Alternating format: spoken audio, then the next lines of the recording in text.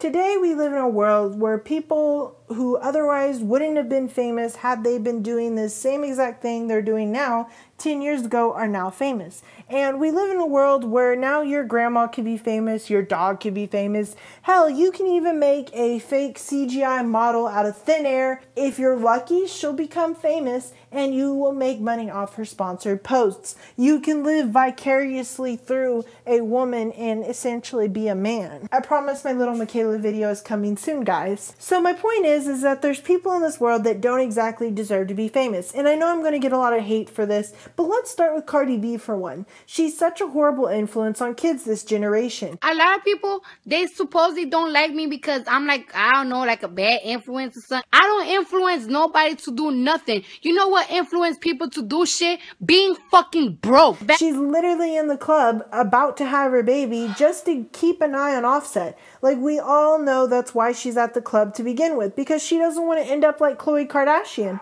And no shade to her, but Khloe trusted her man and look what happened. Now, Cardi B is problematic because she says that she didn't ask for her fame. Therefore, she doesn't need to be a role model and that she just wants to be herself. But actually, Cardi B, you did ask for fame the second you stepped into that booth and started making music. Now, she could have kept at the status she was at, and she could have continued to make money off the social media status that she was at prior to getting into rapping.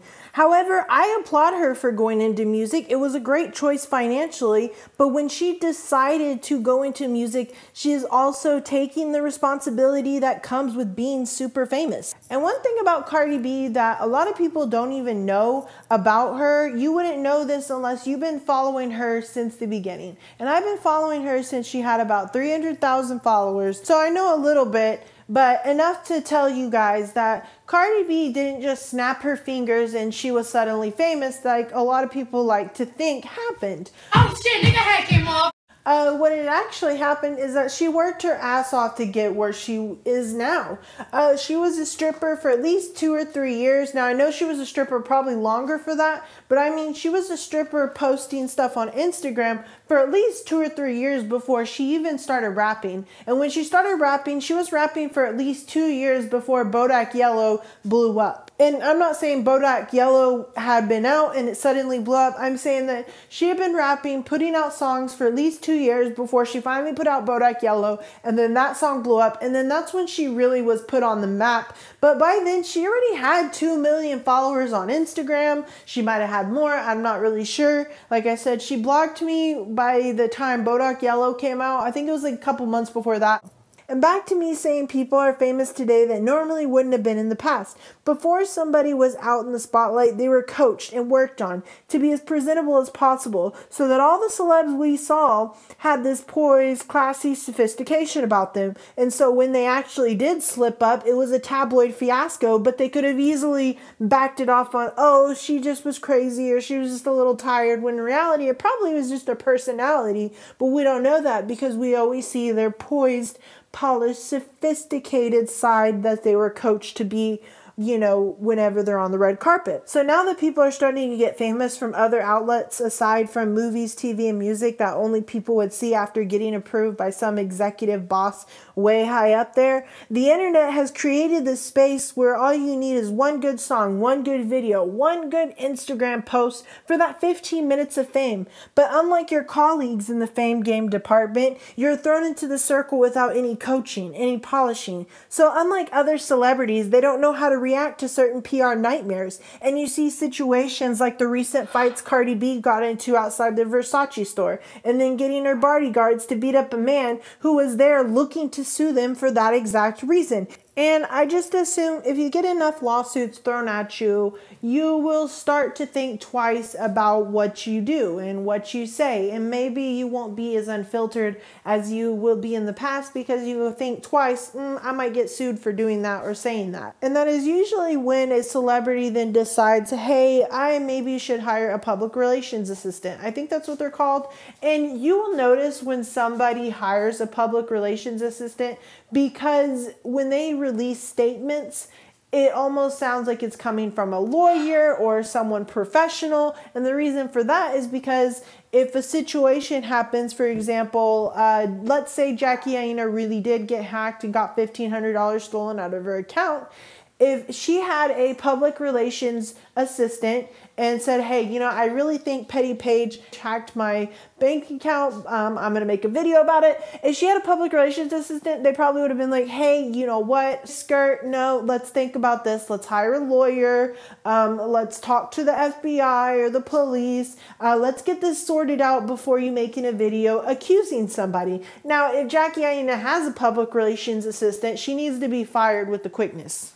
So with that, I'm going to get into how this relates to beauty gurus. Now, let me start real quick. A lot of beauty gurus today now have PR executives. Now, back when I was in high school, the only kind of beauty guru that was around was Michelle Phan. And this was in 2009. So a lot of people had this idea that you couldn't do makeup on YouTube unless you were a real makeup artist. Real makeup artists were busy doing makeup on clients than doing them just for a picture, because that's where the money was at the time. However, nowadays, all it takes is one good picture and all of a sudden you're making money up the wazoo. But doing makeup for a picture is way different than doing makeup in person, because in a picture you can edit out your imperfections or mistakes. And nowadays it just creates a space where everybody can show off their makeup quote unquote skills, and everybody can share their quote unquote secrets, and everybody can do their makeup reviews. And like, for example, PR, that didn't even exist 10 years ago. People didn't get free stuff from makeup companies to show it off on their YouTube channel 10 years ago. I don't know, it just wasn't a thing back then. And I don't know if Michelle Phan got free stuff back then, but from what I know, she never did PR videos until later. And I don't even know if she did PR videos later on. I'm just guessing she did. But why am I talking about Jackie? Why am I talking about her in particular?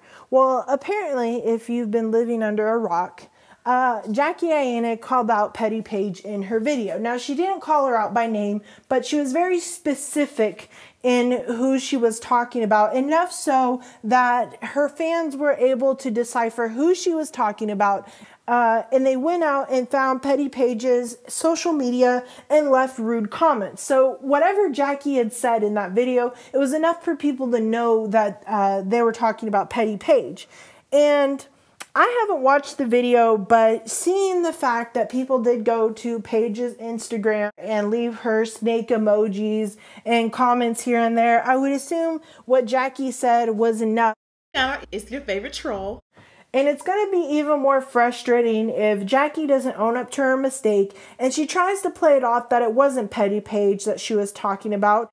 I think Jackie Aina honestly just has a vendetta against Paige. And I think the reason for that is because she's one of the few drama channels that doesn't literally kiss her ass. And I don't think Jackie likes that at all. A good example is that when both Here for the Tea and Petty Paige recently made similar videos about Jackie talking about that giveaway scam, when Here for the Tea talked about it, she was a lot nicer and she almost seemed to be on Jackie Aina's side about the entire situation, while Petty Paige kind of went in on Jackie, pointing out this type of behavior that now Jackie is demonstrating again with Petty Paige. And here's the thing, if the accusations were true against Petty Paige, everybody in America knows that the second a dollar, just a dollar, is taken out of your account and you truly believe that it is somebody hacking into your account and taking it, a police report would be filed right away through your bank account. And a lot of the reason for that is to avoid people from filing false claims so that people think twice before telling their bank, hey, yeah, this transaction, I didn't approve. I didn't do this, especially if it's a high amount. Now, obviously, with smaller amounts, usually the bank will just block or deny the transaction or figure out whatever mistake was made. But like I said, again, if you truly believe somebody went into your bank account, even if it was just 50 cents, you file a police report. And given the allegations that Jackie is alleging, it would have been taken to the police regardless if she thought nothing could be done because Paige lives in the UK. Now, what gets me the most about the accusations Jackie made against Paige, like I said earlier, is that looking at her social media and seeing the amount of people that sent hate Paige's way, she didn't deserve that. And Paige just posted a very personal video and explained that she felt very iffy about opening up to people. people and about posting this because the content was very different from the content she normally posts. And it's like now this content that Paige posted is overshadowed by this drama now caused by Jackie. Now people are already coming in Paige's defense and they're starting to realize who Paige is and how these accusations against her was simply just a mean girl thing for Jackie to do. Jackie, you're a mean girl in this community, and I'm really disappointed that you allowed your fans to harass somebody that didn't do anything to you but make videos about public information about you, like every other drama channel has done. But you didn't like what she had to say, so you make up some off-the-wall accusations, and I honest to God think you did it just so your fans would send hate her way. Jackie is aware of the backlash because not only did she block me, but she disabled comments on her Instagram and YouTube video talking about it. And I think it's funny when social media personalities, their way of damage control when they say something that people don't like is to hire people to delete the hate or prevent it from spreading to their page so their fans that don't know what's going on don't know the real facts of the situation and they don't end up losing more subscribers or followers. Now, I swear she releases some makeup or talks about a collab after this in a couple days or even if in a week. And if she isn't calling the freaking palette petty Paige, then I don't see why she had to drag her in this PR stunt if that's what it is. Then it's really sad that we live in a day and age where women feel threatened by other women, so instead of supporting one another's hustle, you gotta talk down on it. And like I said, it's not like Petty Paige mentioned Jackie in her videos and didn't have receipts or talked about private information. You know, Paige made what, like 3 videos about her, and now all of a sudden she's a stalker? I just watched a video that Tea Spilled, I think is the name, not here for the tea, I think it's called Tea Spilled. They made a video about this situation in detail, what's going on, and I just watched the video and I just found out that Jackie apparently a year ago sent a copyright strike to Petty Paige because she didn't like the video Petty Paige made and she just wanted it to go away. And that brings me to a comment I made on Philip DeFranco's video, and it actually got over 100 likes. Just so y'all know, this comment was made in response to the issue between PewDiePie and that girl who sent him a copyright strike because she didn't like the fact that he said Twitch thoughts. So here's what my comment said, and I'll explain to you after why this relates to Jackie and Petty Paige's issues as well. I have a big problem with the girl trying to copyright claim PewDiePie's video, and the reason for that is because it makes what's happening on YouTube even worse.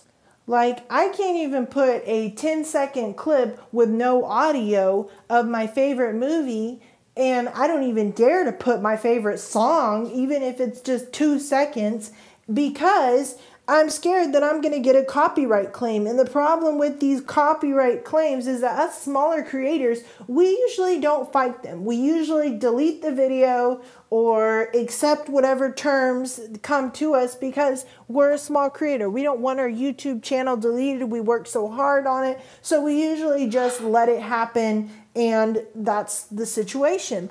The problem is that there's companies out there that know this. They know that if they copyright claim a smaller creator's video, that they can then in turn monetize that video and make money off of it, knowing that that smaller creator isn't going to fight back. Jackie had a huge problem with the fact that Paige fought back against that video, and Paige is fighting back against that video because she's well within her right of using transformative content with the fair use clause. However, Jackie's issue with the video is the fact that she just doesn't like it and she wants it to go away. But Paige's issue is that she's well within her right to make a video. And that's when it all comes down to women need to respect each other's hustle. You did something that is public knowledge, public information, and Paige made a video about it. Who freaking cares? You know, yeah, it may have painted you in a not so pretty light, but Paige is taking what you said in your video and reacting to it because that's what you said. And people are going to react to it. And it just bothers me so much that these bigger creators and these companies think that they can come after smaller creators knowing that most of us aren't going to fight back against these copyright claims that shouldn't be done to begin with. Because now we can't even make a commentary video like the one you're listening to now and add little clips here and there to kind of give reference to what we're talking about without having the fear of my video getting demonetized or monetized by somebody else. But that's the problem with YouTube these days, is that just because you don't like something doesn't mean that you can make accusations against them, false accusations if that, doesn't mean you can falsely copyright claim their video. And for you to sit there and say that you feel like this person was coming after your livelihood, that they were coming for you, it really looks to be the other way around,